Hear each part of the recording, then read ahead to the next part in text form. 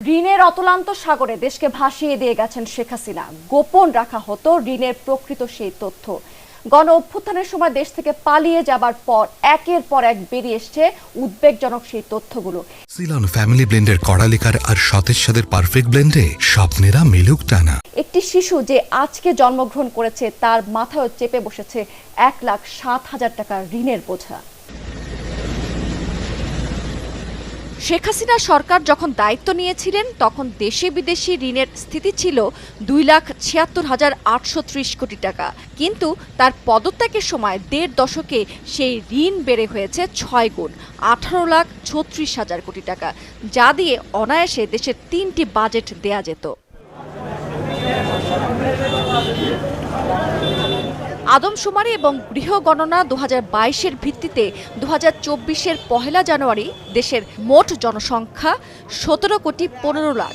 সেই হিসেবে মাথাপিছু ঋণের দায় পড়ছে 1,07,000 টাকা। বিগত সরকারের ঋণের বড় যোগান আসত স্থানীয় উৎস থেকে। ডিসেম্বর নাগাদ স্থানীয় উৎস থেকে নেয়া 9,53,000 কোটি টাকার মধ্যে শুধু ব্যাংকিং খাত থেকে নেওয়া হয়েছিল 5,25,000 টাকা। বর্তমানে সেই ঋণ বেড়ে দাঁড়িয়েছে 10,35,000 কোটি টাকায়।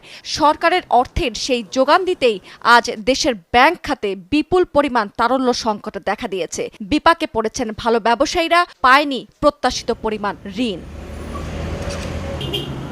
উন্নয়নের গল্প শুনিয়ে মূল্যস্ফীতির কষ্ট আর অপশাসনের দুঃখবোধ ভুলিয়ে রাখার অপচেষ্টা ছিল হাসিনা সরকারের। মেগা প্রকল্পের নামে বিদেশি ঋণের পরিমাণও নেহাত কম নয়। 15 বছরে ধার দেনা বেড়েছে 3 গুণ, যার পরিমাণ 8,01,000 কোটি টাকা।